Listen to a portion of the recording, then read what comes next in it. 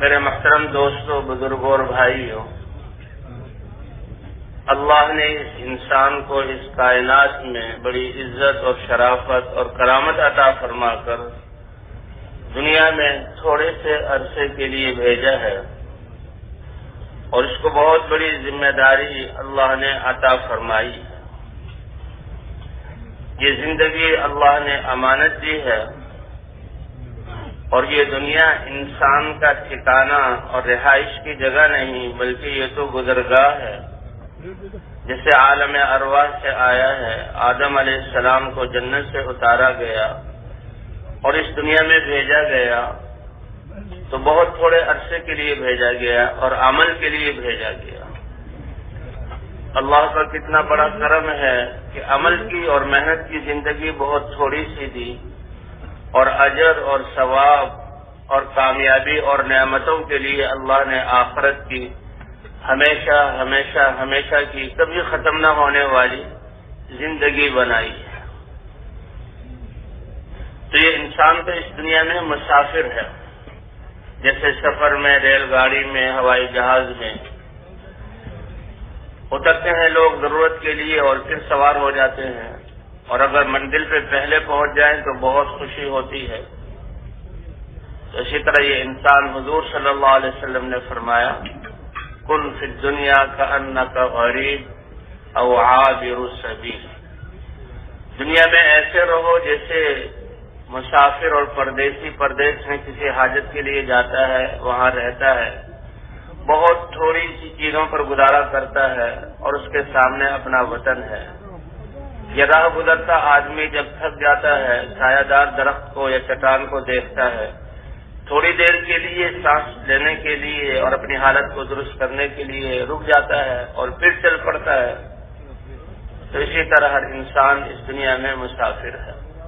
جو بھی انسان آیا ہے دنیا میں نہیں رہا، اور اللہ نے اس دنیا کو انسان کے رہنے کی جگہ بنایا ہی نہیں ہے، اور نہ یہ انسان، یہ دنیا خواہشات پورا ہونے کی جگہ ہے۔ ایک ایک انسان کی خواہشات بہت زیادہ ہیں اور اس کے وسائل محدود ہیں، اور انسان کی خواہشات بھی محدود ہیں، اللہ کے خزانوں کی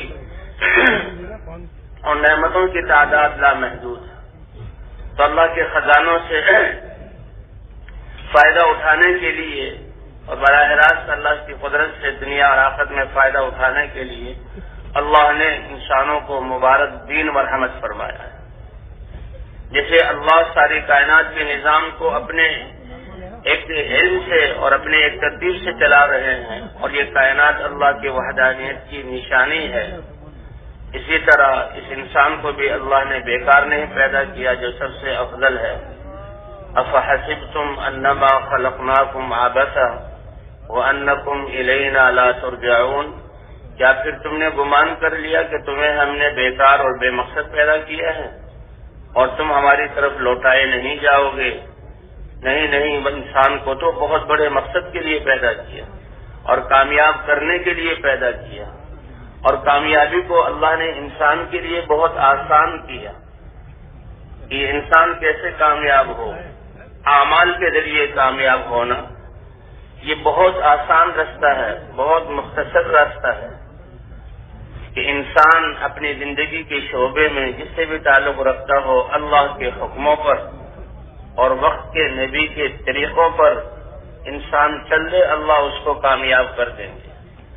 کامیابی کے لیے پھر انسان کو باہر کی چیزوں کے حاصل کرنے کی ضرورت نہیں، کیونکہ باہر کی جتنی بھی چیزیں ہیں، یہ مال ہے، یہ اسباب ہے، یہ دنیاوی نقشے ہیں، یہ تو خود مخلوق ہیں، اللہ کے امر کے تابع ہیں، اور ان کو اللہ نے پیدا کیا۔ کامیابی کے لیے تو انسان اللہ کے احکام، فقیر اپنی فقیری میں اعلیٰ درجے کا کامیاب، مالدار اپنی مالداری میں اعلیٰ درجے کا کامیاب، حاکم اپنی حکومت میں اعلیٰ درجے کا کامیاب، اور زمیندار اپنے زمیندارے میں یہ اعلیٰ درجے کا کامیاب، کب؟ جبکہ اپنے ان شعبوں میں جو اللہ نے اس کو عطا فرمایا، اللہ کے حکم کو دیکھ کر چلے اور نبی کے طریقے کو دیکھ کر چلے، اللہ کے حکم کو نبی کے طریقے پر پورا کر لے۔ وَمَن يُطِعِ اللَّهَ وَرَسُولَهُ فَقَدْ فَازَ فَوْزًا عَظِيمًا، جو اللہ کی اطاعت کر لے اور اللہ کے رسول کی اطاعت کر لے یہ کامیاب ہو چکا۔ اس لیے اللہ نے انسان کی کامیابی کا تعلق و دار و مدار اس کے اپنے جسم اور دل کے یقین سے رکھا ہے، کیونکہ بنیاد وہ ایمان ہے، دل کا یقین ہے۔ جی ہاں، کہ اللہ سے ہونا اور اللہ کی ذات پر یقین، اسی کی دعوت لے کر حضرات انبیاء کرام آئے۔ سارے انبیاء نے انسانوں کو اس لا الہ الا اللہ کے ذریعے اللہ کی طرف بلایا۔ یا قوم اعبدوا اللہ، اے میری قوم اکیلے اللہ کی عبادت کرو، اس کی مانو، اس کے حکموں پر چلو۔ جی ہاں، ما لکم من الہ غیر، اللہ کے علاوہ کوئی کائنات میں چیز ہے ہی نہیں جس کی طرف دل کا میلان ہو، جس پر انسان یقین کرے اور جو اس کی حاجتوں کو پورا کرے۔ اللہ ہی وہ ذات ہے کہ اللہ کی عبادت کی جائے، اللہ کے حکموں پر چلا جائے۔ اس لیے تمام انبیاء کرام اپنی ابتدا میں اپنی قوموں کو اس کلمے کی دعوت دے کر اللہ کی ذات پر ایمان، اللہ کی معرفت کا نور اور اللہ کا یقین دل میں پیدا کرتے تھے۔ اور ایمان کی وجہ سے یہ انسان کے جسم سے نکلنے والے اعمال کی قیمت بنتی ہے۔ ایک ہے ایمان اور اخلاص، یہ دو شرط ہیں۔ ایمان کے بغیر انسان کے اعمال کی کوئی قیمت نہیں۔ یہ دنیا کا کوئی کام ہے، اللہ اس کا بدلہ عطا فرما دیں گے، لیکن ایمان ہے تو اس کا ایک ایک بول، ایک ایک عمل، ایک ایک قدم، ساتوں زمین اور آسمان اس کے خزانے ترازو کے ایک پلڑے میں رکھے جائیں اور اس کا ایک عمل دوسرے پلڑے میں رکھ دیا جائے، وہ عمل بھاری ہو جائے گا۔ اس لیے بنیاد ایمان ہے۔ حضرات انبیاء کرام لا الہ الا اللہ کے ذریعے انسانوں کے دلوں میں ایمان اور اللہ کی ذات پر یقین اور دلوں کا رخ اللہ کی طرف ہو جائے کہ یہ انسان اللہ کو اپنے ساتھ لے لے۔ اللہ ساتھ ہو گئے، اللہ راضی ہو گئے تو یہ کامیاب، کہ اللہ کی رضا یہ منزل مقصود ہے اور یہی اصل کامیابی ہے۔ اللہ جس سے راضی ہو گئے وہ کامیاب، اور اللہ جس سے ناراض ہو گئے، چاہے ظاہری طور پر ساری چیزیں اس کے پاس ہوں، یہ انسان ناکام ہے۔ اس لیے انبیاء کرام دعوت دے کر اللہ کی طرف بلاتے ہیں اور اس بات کا یقین آتا کہ میرے پاس جو کچھ ہے، میرا جسم، میری صلاحیتیں، یہ اللہ کی دی ہوئی ہیں، اور ان صلاحیتوں کو کیسے استعمال کرنا ہے، کہاں پر لگانا ہے، اس کے لیے پھر اللہ کا دین اور علم اترتا تھا اور حضرات انبیاء کرام اپنی امتوں کو سکھاتے تھے۔ جی ہاں، کہ کیسے اللہ کے حکم پر آ جائیں، کیا ہے اللہ کے احکام۔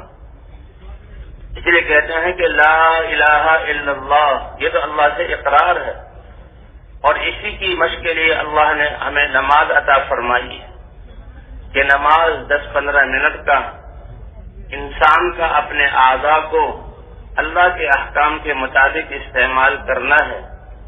جی ہاں، کہ اس استعمال کرنے سے انسان کی زندگی پاکیزہ بنتی ہے، اللہ گناہوں کو معاف فرماتے ہیں، اور اس 24 گھنٹے کی زندگی کو اس لا الہ الا اللہ کے اقرار کی وجہ سے اللہ کے احکام کے مطابق استعمال کرنا، جو انسان جس شعبے سے تعلق رکھتا ہے ان شعبے میں اللہ کے احکام کو بجا لانا، یہ دین ہے۔ جی ہاں، اسی لیے پہلے مرحلے میں پہلے قدم پر حی علی الصلاۃ کے ذریعے نماز کی طرف بلایا گیا۔ آ جاؤ کامیابی کی طرف، آ جاؤ نماز کی طرف۔ ایمان کے بعد یہ سب سے بہت بڑا طاقتور عمل یہ نماز کا ہے۔ جس کی نماز صحیح ہو گئی، اب اس کی ساری زندگی ٹھیک ہو گئی، اور بھائی جس کی نماز کمزور ہے تو اس کی زندگی دین کے اعتبار سے کمزور ہے۔ تو یہ نماز 10-15 منٹ کا عمل اپنے اعضاء کو اللہ کے حکم کے مطابق استعمال کرنا، اور دین 24 گھنٹے کی زندگی کو اللہ کے حکم کے مطابق اور نبی صلی اللہ علیہ وسلم کے طریقے کے مطابق استعمال کرنا۔ تو انسان اپنی صلاحیتوں کو، اللہ کی دی ہوئی نعمتوں کو اپنی خواہشات پر استعمال کرتا تھا، یہ ظلم ہے، ظلم ہے۔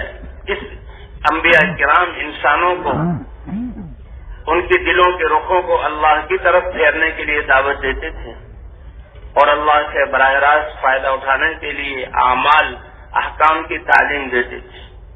اللہ تعالیٰ نے فرمایا وَلَوْ أَنَّ أَهْلَ الْقُرَىٰ آمَنُوا وَاتَّقَوْا لَفَتَحْنَا عَلَيْهِمْ بَرَكَاتٍ مِّنَ السَّمَاءِ وَالْأَرْضِ وَلَٰكِن كَذَّبُوا فَأَخَذْنَاهُمْ بِمَا كَانُوا يَكْسِبُونَ۔ اگر یہ بستیوں والے ایمان والے ہوتے کہ اللہ کو پہچان کر اللہ کی ذات پر یقین کر لیتے اور اللہ کے اتارے ہوئے دستور زندگی کو اپنی شعبوں میں زندہ کر لیتے تو آسمان اور زمین کی برکتوں کے دروازے ان کے لیے کھول دیتے۔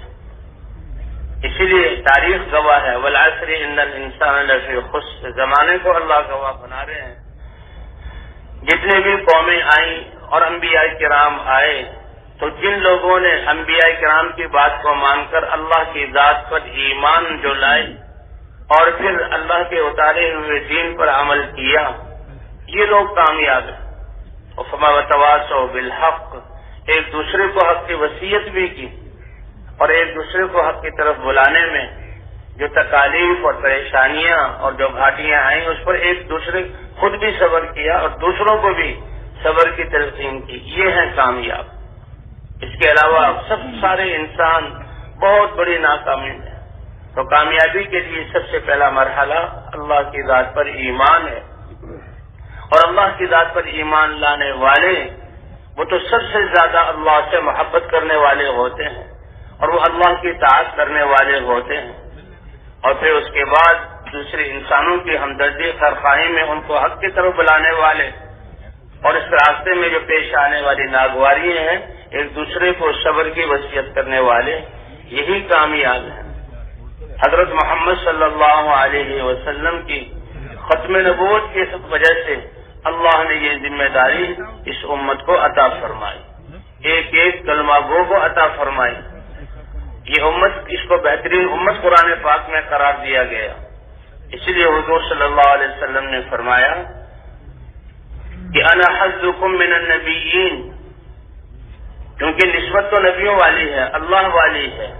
یہ دنیا کی نسبتیں تو کم درجے کی ہیں اور تعارف کے لیے ہیں اور ایک ترتیب کے لیے ہیں، اصل تو لا الہ الا اللہ، ہم اللہ کے بندے ہیں۔ محمد الرسول اللہ حضرت محمد صلی اللہ علیہ وسلم کی امت میں،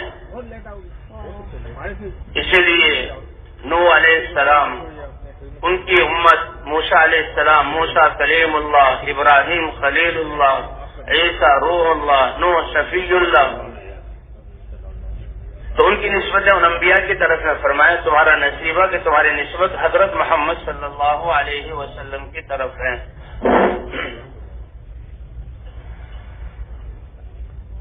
تو نبیوں میں تمہاری نسبت حضرت محمد صلی اللہ علیہ وسلم کی طرف ہے، اور وَأَنْتُمْ حَظِّي مِنَ الْأُمَمِ، فرمایا امتوں میں جو اللہ کے ہاں سب سے زیادہ پسندیدہ امت تھی، اللہ نے وہ امت مجھے عطا فرمائی کہ تم میری امت، اور یہ خیر امت کیوں کہلائی؟ اس لیے کہ جو نبیوں کا کام تھا، نبیوں والی دعوت تھی، اللہ نے ختم نبوت کی وجہ سے اس امت کو عطا فرمائی، اور حضور صلی اللہ علیہ وسلم نے پہلے دن سے امت کو اس محنت میں اپنے ساتھ لیا۔ تو حضور صلی اللہ علیہ وسلم کی 23 سالہ تھوڑا سا عرصہ ہے، لیکن کیا مبارک محنت ہے، کتنی طاقتور محنت ہے۔ اس 23 سال کے عرصے میں لاکھوں کا صحابہ کا مجموعہ ایسا جو پورے دین پر چلنے والے، اور مرد اور عورت اور چھوٹے اور بڑے سب کے سب اس دین کی دعوت کو دینے والے اور دین کی محنت کرنے والے اور دین کے لیے نقل و حرکت کرنے والے 100% صحابہ۔ تو 23 سال کی محنت کی اتنی برکت اور اتنی طاقت جہاں ہے اس محنت میں کہ 23 سال میں ایسا مجموعہ تیار ہو گیا کہ جن کے بارے میں اللہ نے اپنی رضا کا پروانہ اتارا اور فرمایا قیامت تک جو ان کی اتباع کر لے گا اللہ اس کو اپنی رضا عطا فرما دیں گے۔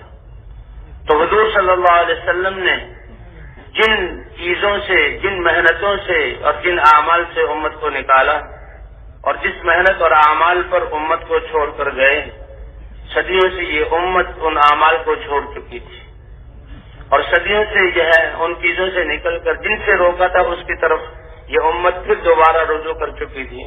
اللہ نے اپنے فضل سے پھر اس مبارک محنت کو زندہ کیا اور ہمیں اس محنت کی نسبت سے جمع ہونے کی توفیق عطا فرمائی. اللہ اس کی قدر دانے کی توفیق عطا فرمائے. اس محنت کا مقصد کیا ہے کہ جن چیزوں سے نکال کر، جن محنتوں سے نکال کر، جس محنت پر حضور صلی اللہ علیہ وسلم اپنی امت کو ڈال کر گئے، امت پھر دوبارہ سے اس محنت پر آ جائے، ان اعمال پر آ جائے اور اس دین پر آ جائے.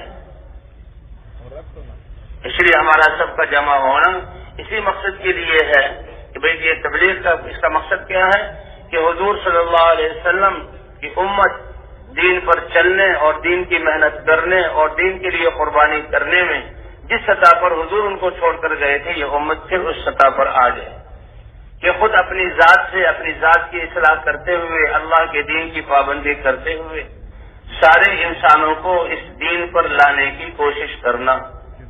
انسان کی جان اور مال کے اور صلاحیتوں کا سب سے بہترین مصرف یہ اللہ کا دین دنیا میں زندہ کیسے ہو جائے.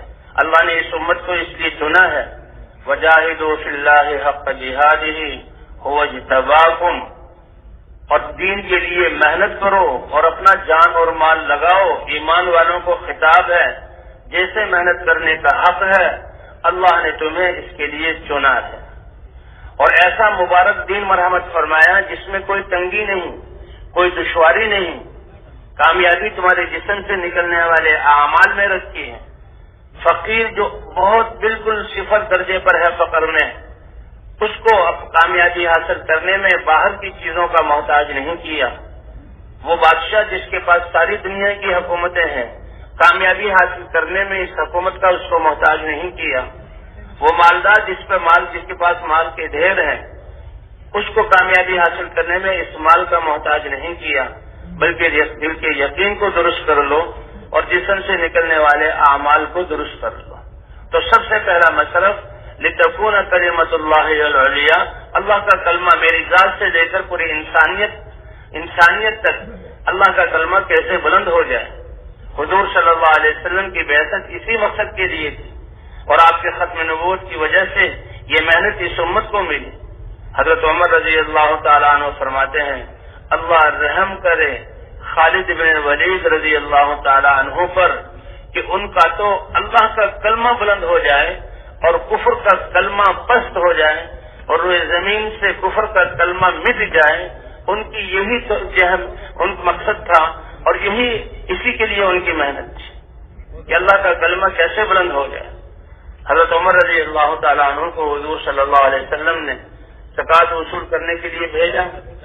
مسلمانوں سے زکوٰۃ لی 3 آدمیوں کے بارے میں آ کر بتایا. ایک شخص کے بارے میں کہ جی اس نے تو زکوٰۃ سے انکار کر دیا. حضور نے ناراضگی کا اظہار کیا کہ پہلے کیسے وہ فقر و فاقے میں تھا، اللہ نے اس کو جو ہے مال سے نوازا اور جب مال آ گیا تو زکوٰۃ کا انکار کر رہا ہے. دوسرا حضرت عباس رضی اللہ تعالیٰ عنہ کے بارے میں، اے عمر تم نے عباس سے بھی زکوٰۃ کا جو ہے مطالبہ کیا. ایک روایت کے مطابق کہ وہ تو 2 سال کی زکوٰۃ پہلے مجھے دے چکے ہیں اور وہ تو میرے چچا ہیں اور چچا باپ کے بمنزل ہے، ان کی ذمہ داری تو مجھ پر ہے، تم نے ان سے کیوں مطالبہ کیا. اور تیسرے خالد ابن ولید، تم نے خالد ابن ولید سے بھی مطالبہ کر لیا. اس نے کب مال جمع کیا، کب اس کی فکر کسی دنیا کے بنانے میں ہے. اس کی فکر اور ساری صلاحیتیں تو ہے ہی اسی لیے کہ اللہ کا کلمہ کیسے بلند ہو جائے. وہ تو اپنی زندگی اور ساری چیزوں کو اللہ کے دین کے لیے زندہ کرنے کے لیے اور کفر کا کلمہ پست ہو جائے. اللہ ہمیں بھی یہ جو ہے صفت عطا فرما دے. اللہ نے اس امت کو چنا ہے تو جان اور مال کا سب سے بہترین مصرف اللہ کا دین دنیا میں زندہ ہو جائے. اسی لیے جیسے روزانہ 5 دفعہ نمازوں کے لیے بلایا جاتا ہے، اسی لیے اللہ کے راستے میں اعمال کے لیے، آبائی مشورے کے لیے، آبائی دعوت دینے کے لیے، روزے کے لیے نکلو، تعلیم کے لیے جمع ہو جاؤ. اور یہ نکلنا کب تک یہ نکلنا ہوگا؟ فرمایا کہ جب جیسے اب نکلنا ہمارے لیے مشکل ہے گھروں سے، تو اس سطح پر اللہ ہمیں پہنچا دے کہ گھروں کو واپس جانا اس سے زیادہ مشکل ہو جائے کہ کیسے ہم گھروں کو جا سکتے ہیں اور اللہ کا دین ابھی تک زندہ نہیں ہوا. اللہ ہمیں یہ جذبہ عطا فرما دے. اور دوسرا صلاحیتوں جان و مال کا مصرف کہ اللہ والا علم دنیا میں زندہ ہو جائے. یہ علم جو اللہ نے انسانوں کے لیے اتارا، انسانوں کی زندگیوں کے تمام شعبوں میں اللہ کے اللہ کے احکام زندہ ہو جائے، اس لیے کہ ان احکام کے زندہ ہونے پر اللہ دنیا کو امن کا گہوارہ بنائیں گے، عافیتیں عطا فرمائیں گے، مسلمانوں کی زندگی یہ ہدایت کا ذریعہ بنے گی۔ اور تیسرا جہاں جان و مال کا مصرف کہ ہمارے آس پاس یہ اللہ کا نظام ہے کہ مالدار کو مالدار بنایا، اسباب اور نقشے دیے، اس میں اس کا امتحان ہے، اور فقیر کو فقر میں رکھ کر اس کو بھی وہ بھی امتحان میں ہے، اس کو بھی اللہ نے اپنے احکام کا مکلف بنایا۔ تو یہ اللہ کا نظام ہے ہمارے آس پاس یتیم، بیوہ، محتاج، فقیر، بھوکے کہ ان پر ہم کیسے خرچ کریں۔ اور بھائی آخری مصرف یہ ہے کہ جو اللہ نے ہمیں نعمتیں دی اپنی ضرورت اور حاجت کے لیے ضرورت کے بقدر اس جہاں خرچ کرنا، یہ آخری مصرف ہے۔ لیکن آج ہم نے الٹ کر دیا کہ سب سے زیادہ خرچ ہمارا کھانوں پر، اس کے بعد اپنے لباس پر، اس کے بعد سواریوں کے اچھا ہونے پر، اور اس کے بعد گھروں کے اچھا بنانے پر۔ حضور صلی اللہ علیہ وسلم اپنی مسجد تشریف لے جا رہے تھے، ایک جگہ جہاں عمارت بنتے ہوئے دیکھی، بالا خانہ بنتے ہوئے دیکھا، پوچھا یہ کس کا ہے کہ یہ فلاں صحابی کا ہے۔ حضور خاموش ہو گئے، چل پڑے، اور پھر ایک موقع پر وہ صحابی حضور صلی اللہ علیہ وسلم کے پاس حاضر ہوئے، سلام کیا تو حضور نے سلام کا جواب نہ دیا۔ وہ دوسری طرف سے حاضر ہوئے، السلام علیکم، سلام کیا، حضور جیسے ہستی نے سلام کا جواب نہ دیا۔ وہ تیسری طرف سے حاضر ہوئے، سلام کیا، سلام کا جواب نہ دیا۔ صحابہ سے پوچھا کیا ہوا ہے، کوئی میرے بارے میں تذکرہ؟ تو بتایا کہ جی ہاں، جو تم بالا خانہ بنوا رہے ہو، حضور صلی اللہ علیہ وسلم وہاں سے گزر رہے تھے تو پوچھا یہ کس کا ہے۔ لوگوں نے عرض کیا کہ یہ تمہارا نام لیا، فوراً سمجھ گئے اور اسی وقت گئے اور جو بالا خانہ تعمیر ہو رہا تھا اس کو گرا کر زمین سے برابر کر دیا، اور پھر آ کر حضور کی خدمت میں یہ نہیں کہا یا رسول اللہ میں نے گرا دیا، کہ حضور کو خود ہی پتہ لگ جائے گا۔